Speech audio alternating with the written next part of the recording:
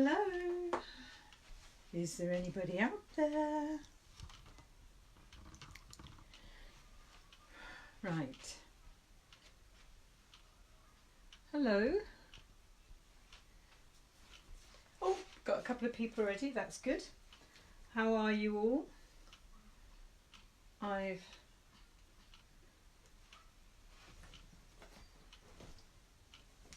put my template down. What have I done with it? Hello, nice to see you all.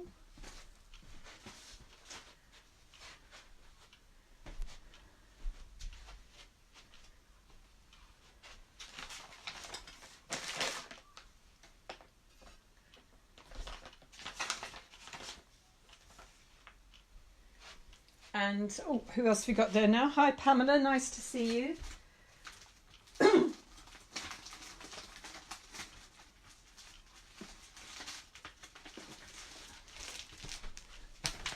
And who else have we got there? Oh, got three of you. Hi Pamela. Who else is there? Tell me who you are. It's always nice to have names. And then we can get on with what we're going to do today. Anita, hello Anita again. I'm back to the spotty mug again. We've got somebody else just popped up.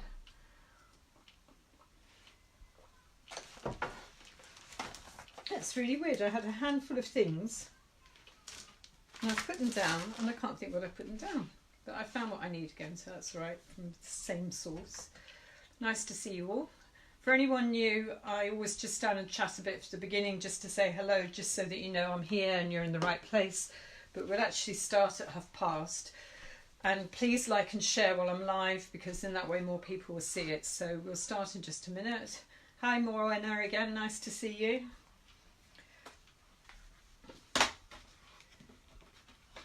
That's really bizarre. I had something in my hand just now and I've got a copy of it. So it doesn't matter, but I can't see where I put the original one down. I think that sums my day up today. So I wonder what you're all up to. I'm trying to get a new car insurance quote, which is driving me nuts. So I don't know if you've had a day like that, but I don't like doing insurance very much. So art would be much better. Who else have we got there? Anyone else coming up? Got 6 at the moment. And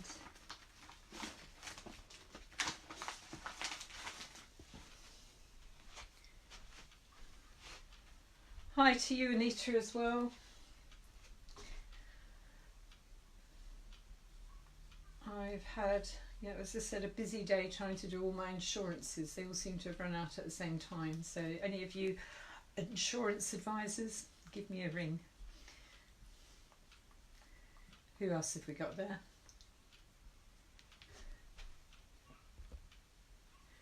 Somebody else has just popped up and I will start in just a moment.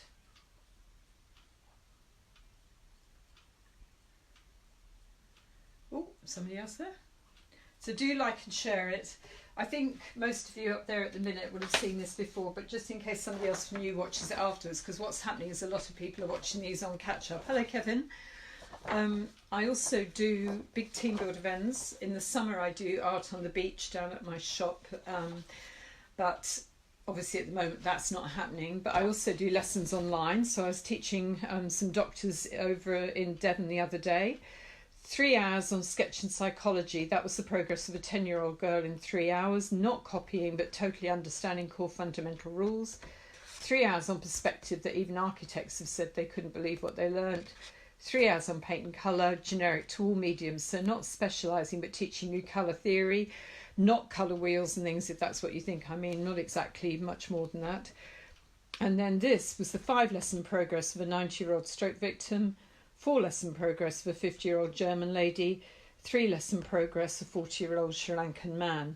This really does work with anyone, and whatever it is you think it is, it won't be that, which is why people like UK Sport, Discovery Channel and that have used me. It's a very, very different way approach to teaching you art, even though I taught art in schools very much like I'm teaching you here today. This is actually honing it back to the core mechanics that make it work.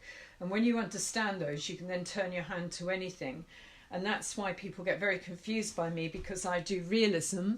I do dogs and cats and things by commission. So like this is one of my paintings. So I go very, very fine and detailed.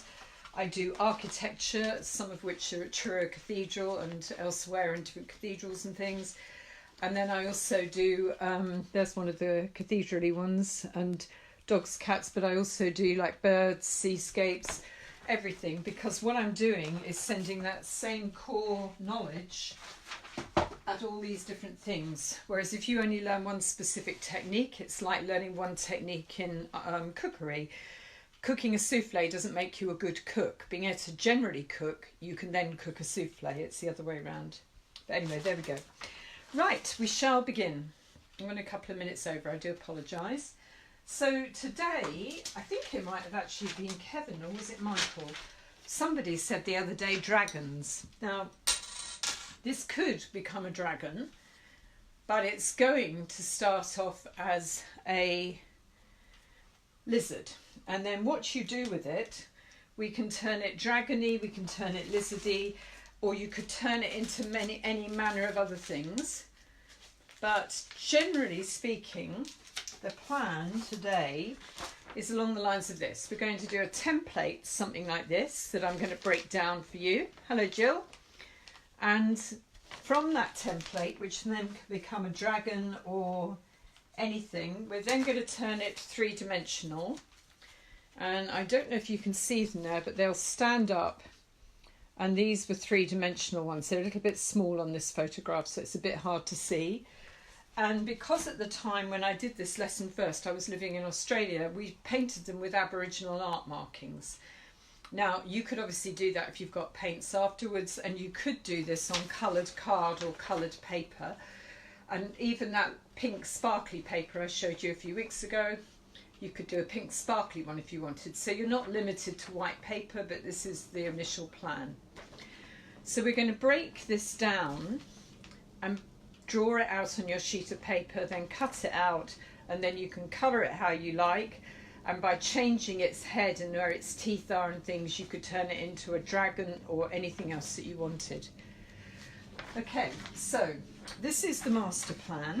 I'm going to tag it over there so you can keep an eye on it. But I always teach people when they're doing art with me to break things down and build it up. So what we're going to do is break that whole template down. If you found this really difficult and you can't do it, which I'm sure you will be able to, but if you did find it really difficult, then message me afterwards with an email and I'll email you a template. So there's always that option, but I'd rather you do it for yourself if you can. Now let me just move that a little bit. So I'm sorry I wasn't here yesterday. It's just that I'm now getting other things I'm having to get done as well in the middle of the day. So I'll talk about that more in a moment. But initially, if this is your A4 sheet of paper, we're going to put it into portrait. We've talked about that before. Portrait being this orientation, not that. So if we do it in portrait, we can do symmetry, which is always a good thing. So I would say, roughly speaking, we're in 3/3 this way and this way. So you don't need to use a ruler, but just roughly, and do this lightly in pencil, break your area into 3 this way, and then break it just with little dots. We'll do it just so you know roughly where you are, into 3 that way. Now, if you know a lot about art, that's also the thirds rule, which means if you were drawing a picture, it's better to have your horizon here at 2/3 or down here at 1/3. And it's almost like a game of noughts and crosses, the third rule. It means you give it balance. So if you had something here like a bucket, not that this is what you're drawing, then you almost need something over here to kind of give the picture balance. And it's been found out that generally we find lack of symmetry more rewarding to look at in a way than symmetry. Although saying that, sometimes I find, like in churches and hospitals, symmetry where it's just everything is to the right is also to the left is actually more calming. So there you go, that's just a useless piece of information.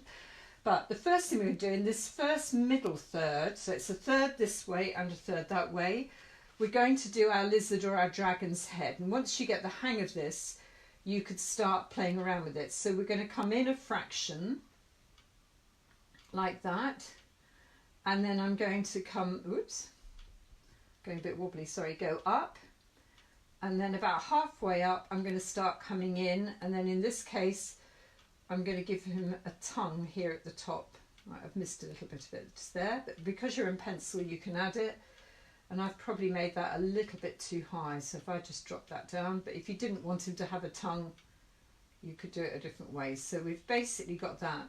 Now again, a good rule of art is think of that as a different shape. So this is almost, mine's gone a bit wonky there, that should have been a bit straighter. This to me almost looks like a little hut in the desert or something. So you're almost drawing a picture of a hut first. If you think of it as a head, it's harder than drawing it as a shape. So we've got that.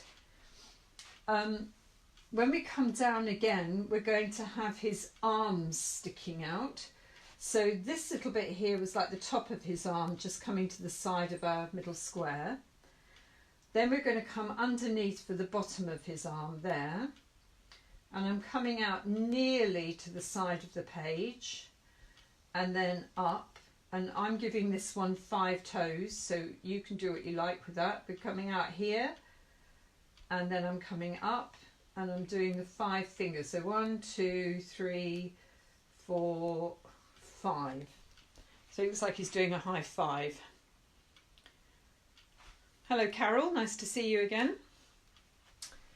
And then over this side, going to go over again to about halfway across, and then I'm doing the other bit of his arm coming from a bit lower down, over and up, and then here I'm coming up and coming out, and then I'm giving him 5 fingers or toes again.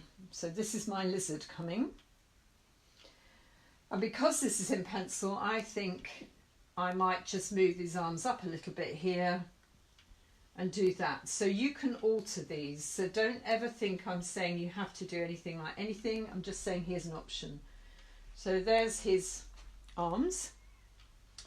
Next we're coming down to do the tabs on his body. I'm going to do those last. So now we're going to come down to his leg, and I want the top half of his leg.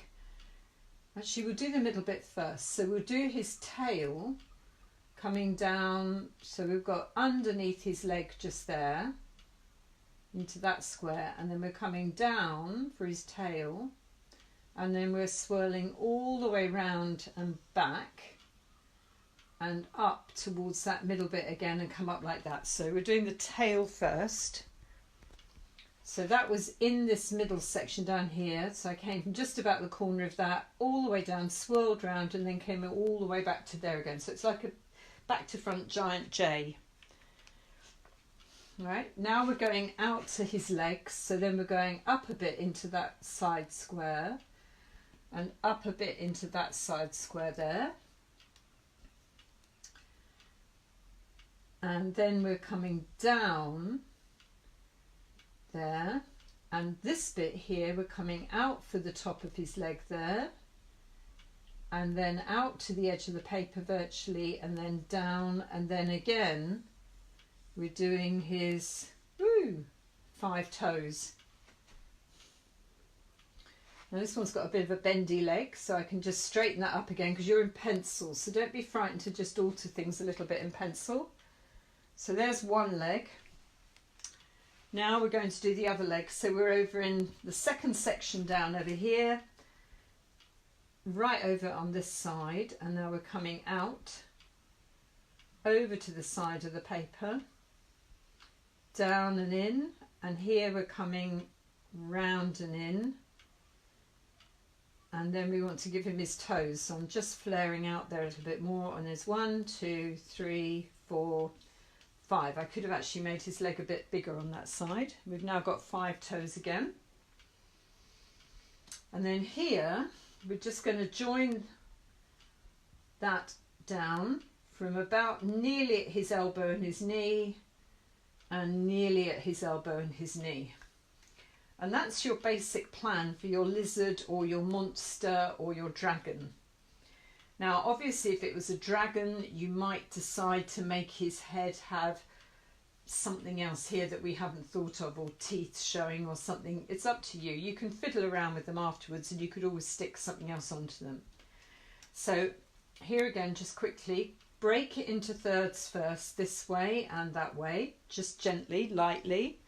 Then in this top third, middle third, it's almost like a little hut in the desert or something, shape with the tongue at the top.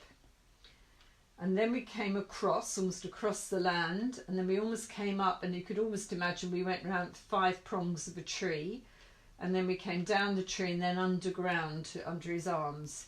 So if you tell yourself little stories when you're doing the art as well, it stops it being so scary. Because if I said draw a lizard, that sounds difficult. Whereas if I say go round the hut and then across the garden and then up the tree and then down the other side, suddenly it stops being so scary.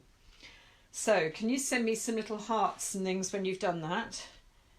Don't draw it too dark yet until you're happy, but then you could outline it if you wanted to, but only the bits that we want to show, not the dots around. Has anyone got that far yet? Well, somebody has. Has anybody else?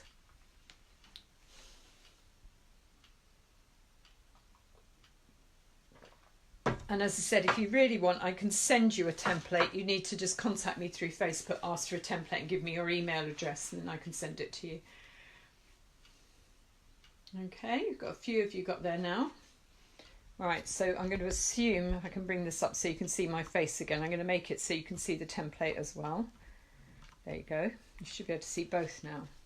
Oh, hello Hilary. We're doing lizards today. There you go. Things like that.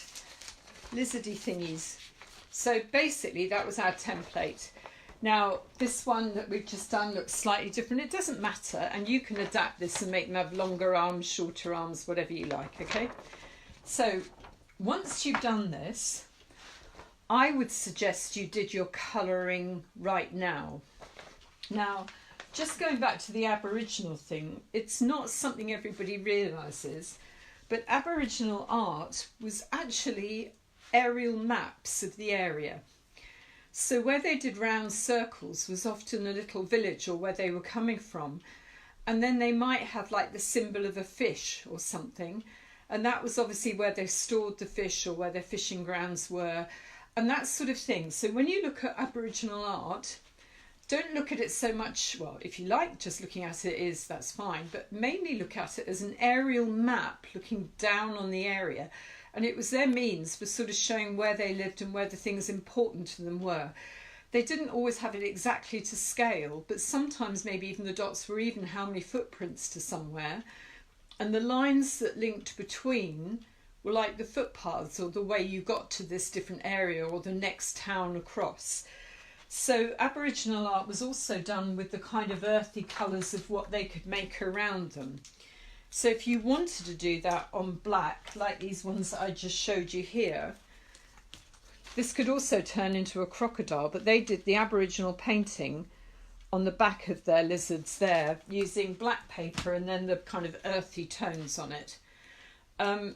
So you could do that sort of thing here. And if you were going to do that, then you would do it with a series of kind of pattern dots. So I'm using what I've got, but I might do, say, green dots right down the middle of him. And I'm thinking, for some reason, I keep thinking of Peter Pan's crocodiles could become. So you could make the head longer and bring the body down a bit and make it a crocodile. You could really fiddle around with this. So I might decide to do a row of dots if I was going to go the Aboriginal route there. And then I might do, say, a circle of green orange ones or something here. And make up a pattern. And everything you do to the right, you immediately do the same to the left. And you could actually build up the whole pattern of your lizard, doing your patterns on either side. If I want to bring that one a bit closer so you can see. and you could keep building up right and left. So it's almost like doing a butterfly, that same need to keep changing one side to the other. Let me just get that off before it marks on there permanently, because that's gone through, unfortunately. So that's the first bit you could do. You could also do it as a realistic drawing. So you could do it like a proper crocodile, or you could do it, I could make it feathered if you wanted to. If it's your own monster, quite honestly, you're at liberty to do whatever you fancy with it. There's no rule that you have to do it a certain way. So you can pattern it, fill it in, colour it as you like, or either as a real thing. You could pull up pictures on the internet and have a look. So you could really have a good time messing around with this. Now, I'm going to use this one now for the next stage. So you could colour this in. If you wanted to, you could always stick this onto a cardboard box and cut it out like a cereal box so it was a bit stiffer. So then you're going to cut the whole thing out. And as with before, I would always say cut the big bits on the outside off first, and always cut away from yourself. So I've cut that piece off. I'm now going to cut this tail piece off here, but I'm not going to cut so accurately in this little bit here. I can come back to that in a minute. So I'm going to cut it out, just the big bits first, like that. And then that way you can then later turn it around, and then you're only cutting out a little bit. And always cut away from yourself. Don't go what I call cack-handed, where you turn the scissors back on yourself. So I've cut that bit. Now I've got to cut this foot here free as well. So I'm going to cut around the tail very, very carefully like that. And I'm turning the paper as I go to make it easier for myself rather than turning my wrist.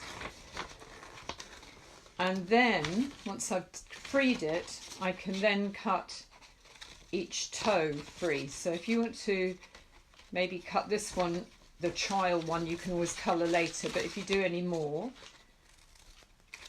then you could colour it all first. So I'm just going to cut this one out quickly. So either cut out now or just watch for a moment, and you could be colouring in if you'd rather. Completely up to you, but always cut in and cut in, and then pull out the piece that you've got. So that foot's now completely free. I'm just going to cut up his tail now. And again, cut in, do the long easy bits first. And then here, don't try and turn the corner, too awkward, come out and then cut in again to get rid of that piece there. I'm going to cut out his toes now. I don't know why I'm saying he's a he. Could be a lady lizard, I suppose, couldn't he? She. There you go. So we're going to cut this one out now. And if I just go much faster now, cutting out while you're colouring or cutting out as well. And I think my cutting out is going to be a bit scrappier just to speed up the process for now, but you need to obviously cut carefully. Just going to cut up his leg now. In here, up there, and I should have cut in from the outside, but I'm just going a bit quicker. Up to his fingers, cut the big bits off as I said first. I'm going to cut round the end of his finger like that, and then I can cut out the little bits afterwards. Cut round in that hole. I'm turning the paper again, that's another good trick.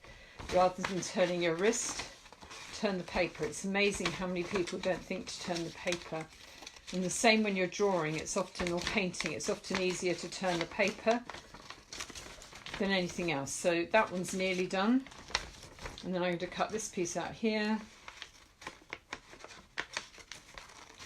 and go up there, cut round these fingers here, which I can cut out the little bits in between his toes afterwards.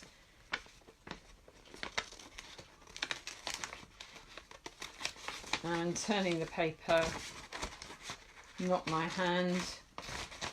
I'm going round and I'm going to cut up his tongue here. Oops.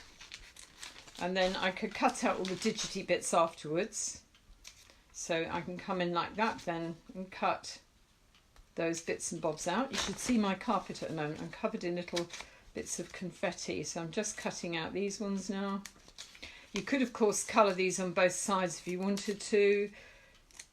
You could make it, if you wanted to make it more like robot kind of dragony things, like some of these cartoons, you could maybe do it in not cling film, silver foil or something. You could stick things onto them, you can draw things onto them, you can paint things. And maybe if you had a dog or a cat or something, you could see if you could adapt my design or my idea here for that.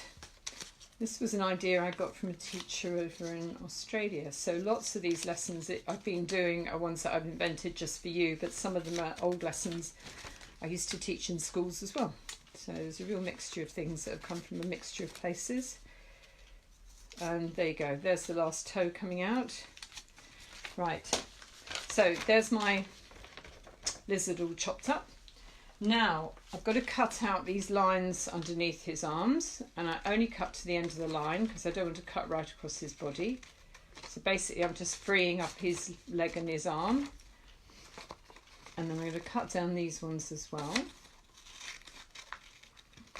And then the trick with this is you're going to fold out the legs. So here I've folded in half, so he's looking at you now. He hasn't got any eyes yet, that's the point.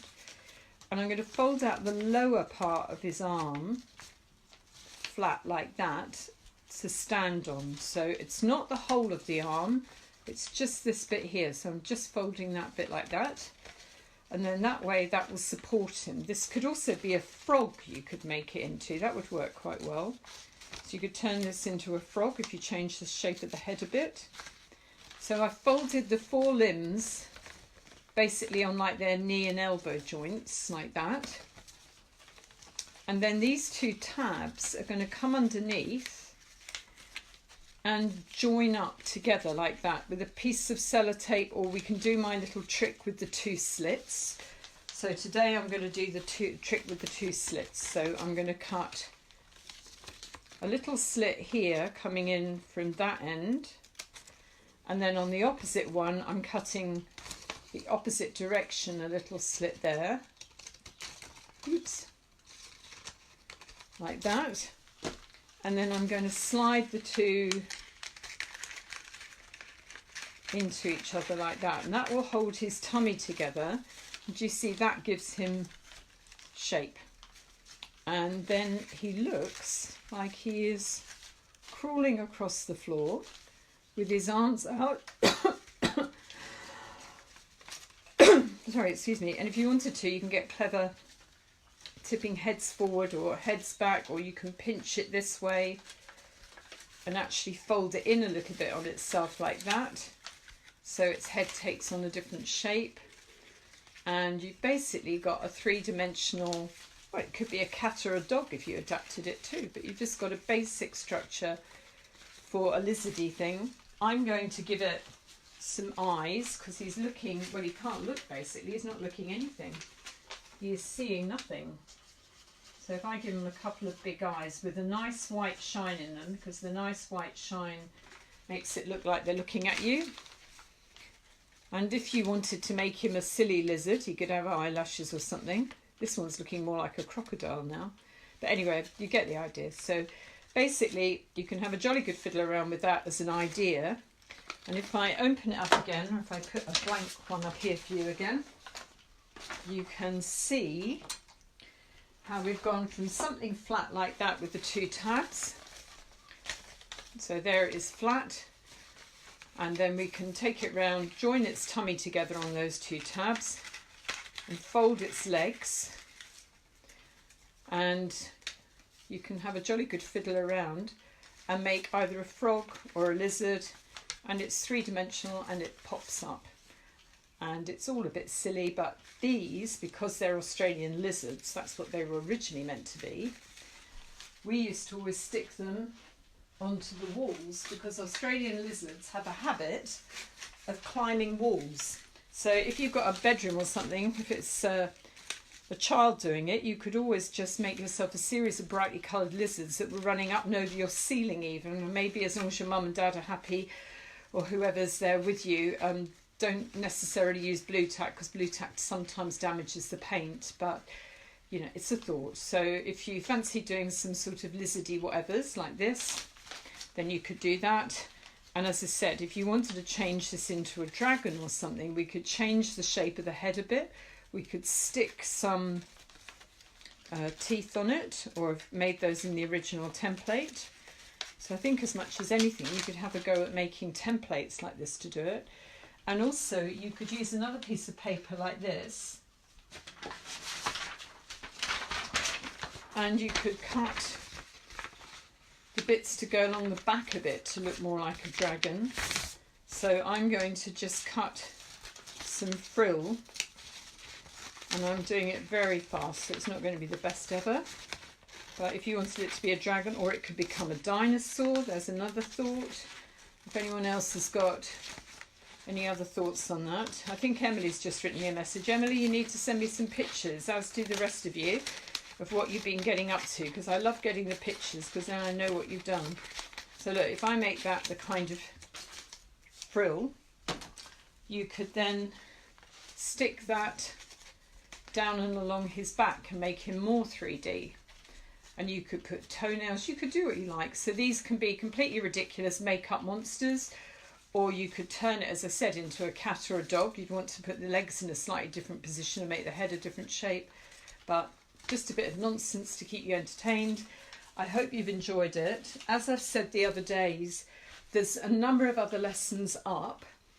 This week at the moment's a bit strange for me, and I won't go into quite why, but I'm not going to be able to do tomorrow either. I'm sorry about this, but I will be here on Thursday, and then I'm going to be doing Saturday and Sunday, and then I'll tell you all what's happening from there. It's just this week a few things have cropped up that I need to do.